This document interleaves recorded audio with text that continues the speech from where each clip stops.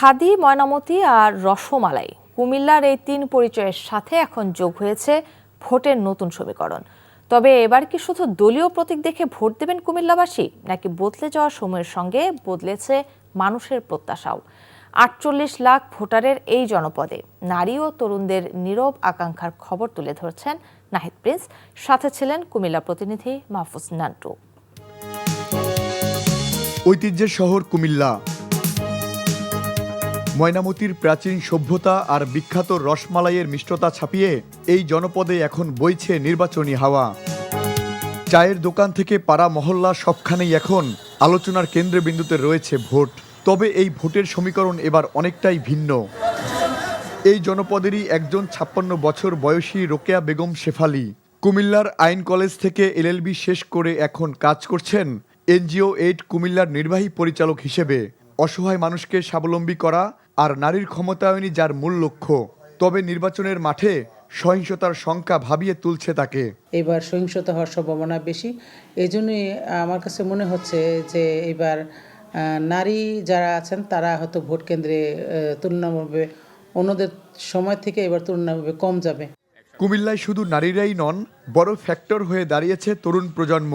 বিশেষ করে যারা প্রথমবারের মতো ভোট দেবেন, তাদের চাওয়াটা স্রেফ রাজনৈতিক নয়, বরং সামাজিক উন্নয়নের। তিনি যেন আমাদের শহরে প্রচুর পরিমাণ পাঠাগার তৈরি করার ব্যবস্থা করেন এবং সেটা তার সরকারিভাবে হোক বা তার ব্যক্তিগতভাবে হোক, তিনি যাতে এটা করে। একমাত্র দাবি হবে কি, আমাদের যেন পরিবেশ বান্ধব একটা শহর দেওয়া হয়। যেহেতু রাস্তাঘাটে অনেক জায়গায় ময়লা থাকে এবং ময়লা অনেক ওয়েতে পড়ে আছে, জাস্ট তারা পরিষ্কার করা হইতেছে না। আগে সরকার করে নাই, এখন চাইতেছি যেন তারা করে। আমাদের নেক্সট যে যারা আসবে ওনারা সুন্দর সুশৃঙ্খল একটা ম্যানেজমেন্ট সিস্টেম দিবে আমাদেরকে। আমার প্রথম ভোটে আমার সর্বপ্রথম প্রত্যাশা আমরা যাতে সুষ্ঠুভাবে ভোট দিতে পারি। আর দ্বিতীয় প্রত্যাশা হচ্ছে অস্ত্র, মাদক এবং যানজট, বেকারত্ব এগুলা যাতে কমাতে পারে। কুমিল্লার নির্বাচনী ভোটার তালিকা বিশ্লেষণ করে দেখা যায় এই জেলায় মোট ভোটার রয়েছে ৪৮ লাখের বেশি। এর মধ্যে ২৫ লাখ পুরুষ আর ২৩ লাখেরও বেশি নারীর ভোটার। তবে এবারের বিশেষত্ব হলো নারী ও তরুণ ভোটারদের আধিক্য।